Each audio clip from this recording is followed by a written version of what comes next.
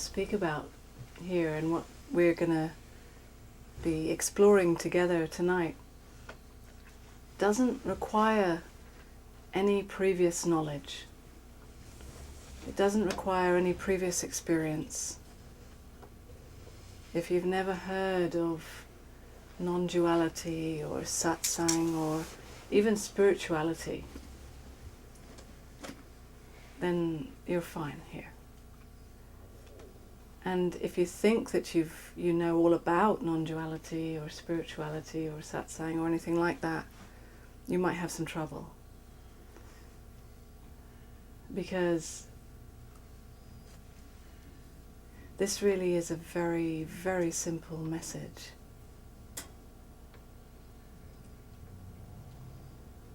It's nothing new.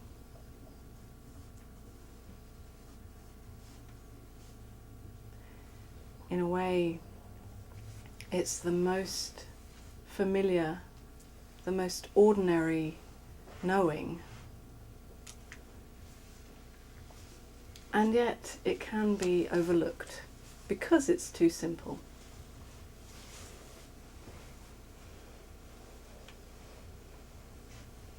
And that's why often when we are so used to complicating everything in our kind of normal life, it can seem difficult to kind of really hear this or to really know this. Because I'm pointing to your true nature. And like it is in nature, it is very, very simple, very, very obvious.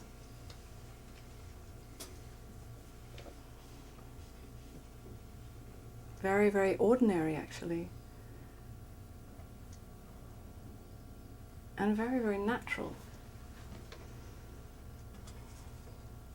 And often when we're on a spiritual path, we imagine that the goal that we're searching for is something extra, something extraordinary, something out there in the future that we need to try to achieve or become.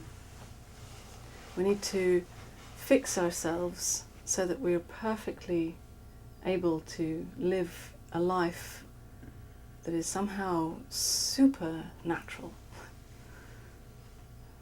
And we may have all kinds of ideas about what that means, actually. We may have read books, we may have heard teachers, we may have practiced various practices and picked up all kinds of ideas about how a so-called perfect person should be.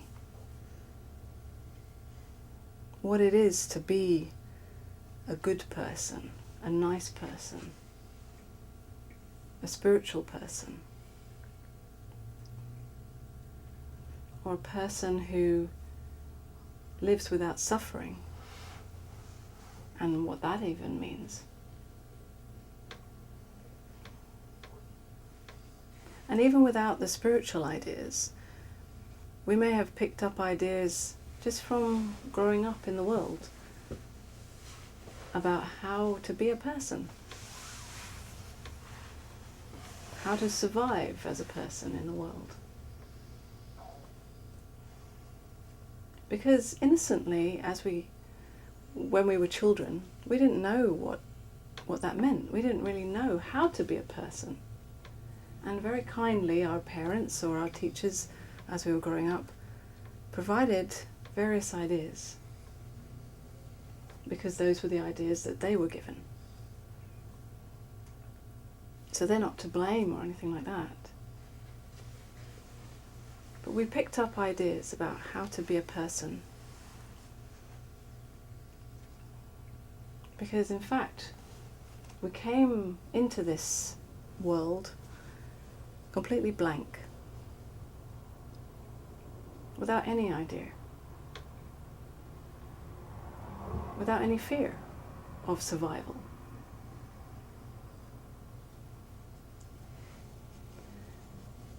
Everything was okay.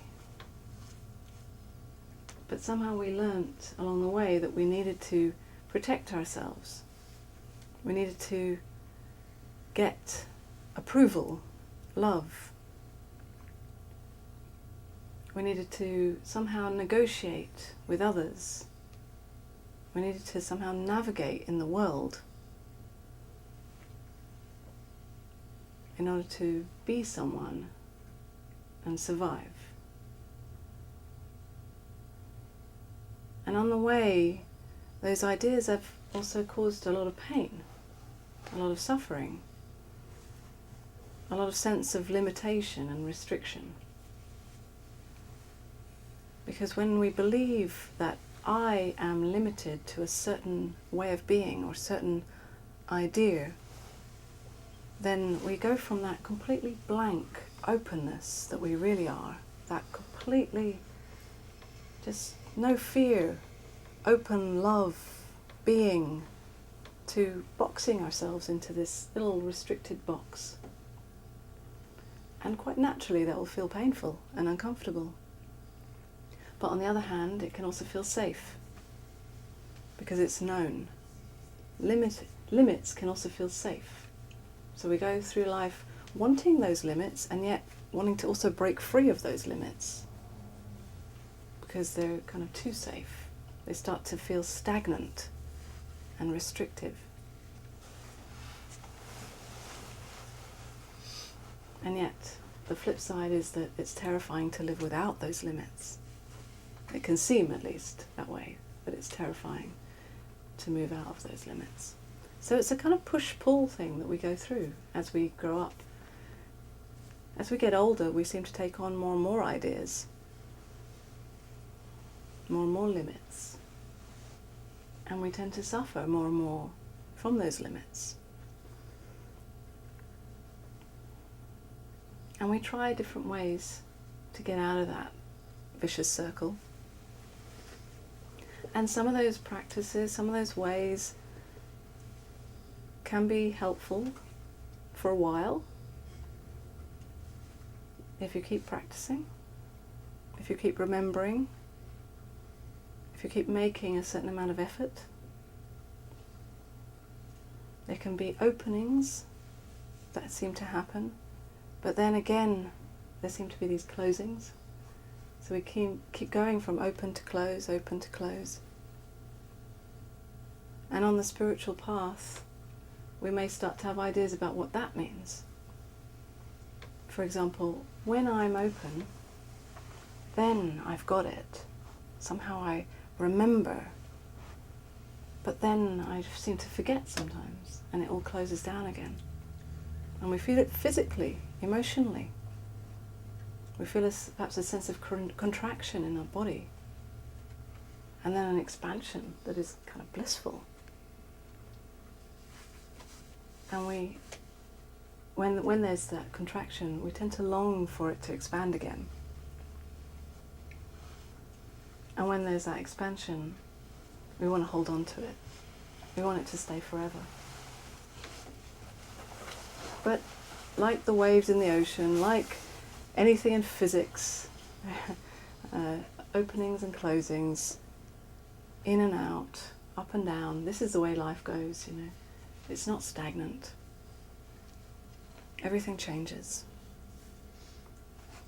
But it seems that it's the nature of our thinking to want to find some permanent state, to want to arrive at some final goal where it's all perfect according to our ideas, whatever that means for you.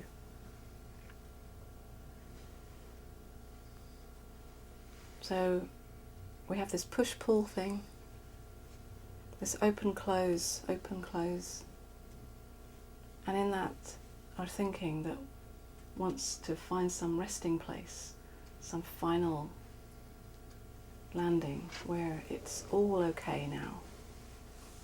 No more struggle, no more push-pull. When will that happen to me? What's wrong with me?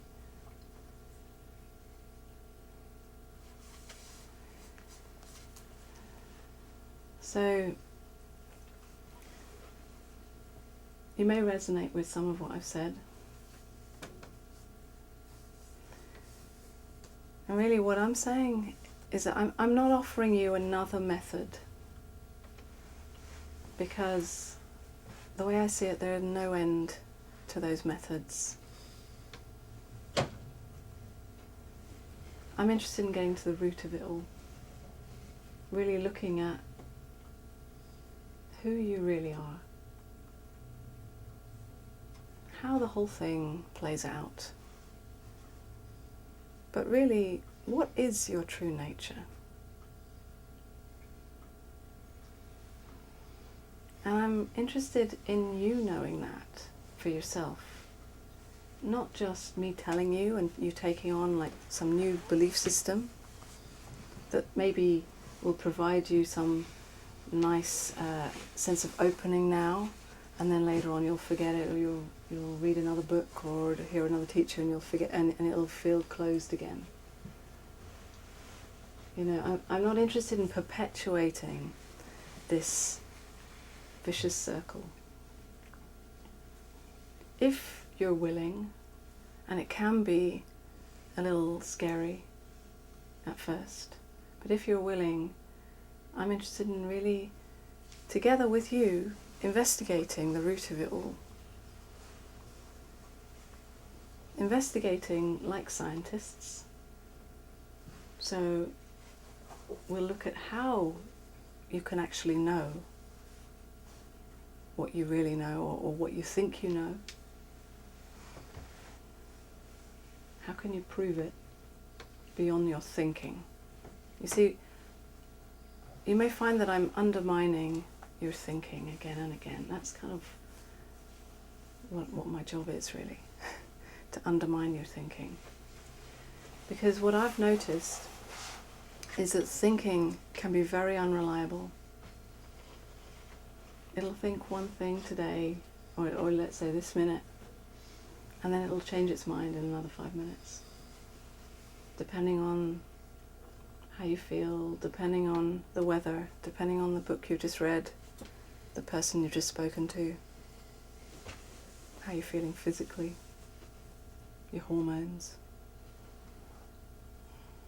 Thinking is very unreliable. It's, if you look at it, if you perhaps been curious as to how the thinking works, you may notice that it's always interested in getting something for me. It's interested in me. Me being the main focus. Me and my life. Me and protecting myself. My future, my past, my problems, my achievements, but it's all about me. So when I'm talking about your true nature, I'm interested in investigating, what is this me?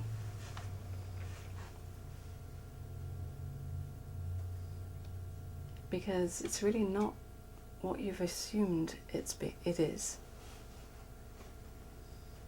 Because this me that perhaps you've assumed that you are is based on those limited ideas that you've picked up along the way. One of them, perhaps one of the most fundamental ones, is I am this body. I am this timeline of my life. I am the history that has brought me to this point. I am a member of my family.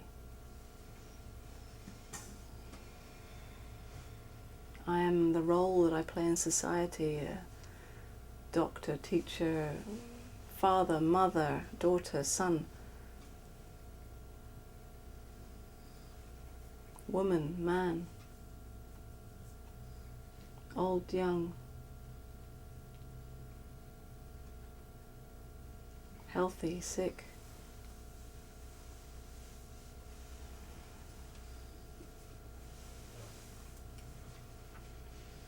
had certain problems, that I've had a particularly difficult life that I've had to overcome. No one can understand how difficult it's been for me.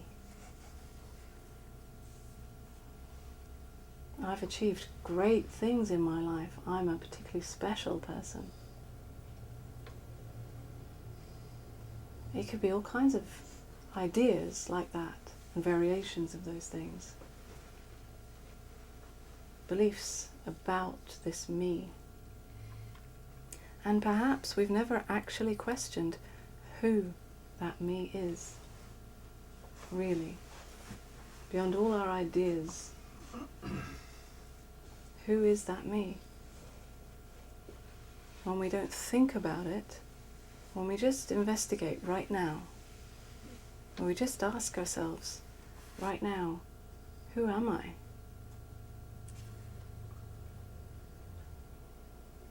Without thinking about the answer. Because of course the thinking can come up with all kinds of answers to that question. And we don't even try to answer the question. Because the thinking is very helpful. When it hears a question, it wants to come up with a perfect answer. So thank you very much, thinking. That's very kind of you. But right now, we're not going to use you to answer this question.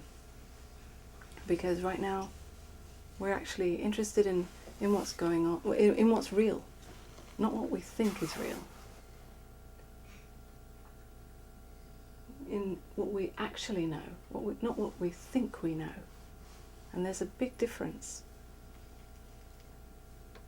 The thinking is not so reliable. It just thinks it knows, and we've taken the thinking to be so important. We've taken the thinking to have all the answers.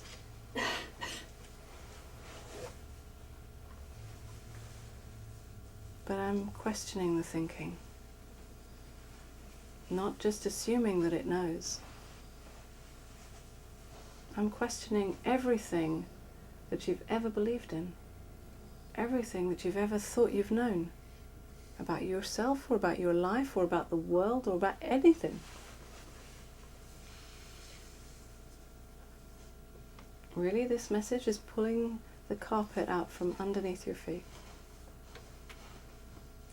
It's about free falling without any beliefs, without knowing who you are, without finding the answers to anything,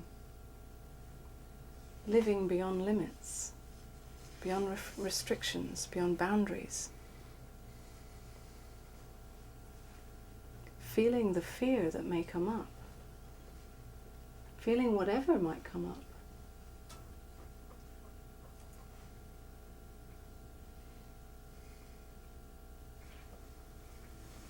Noticing the thoughts that may come up about what's going on, about what it might mean.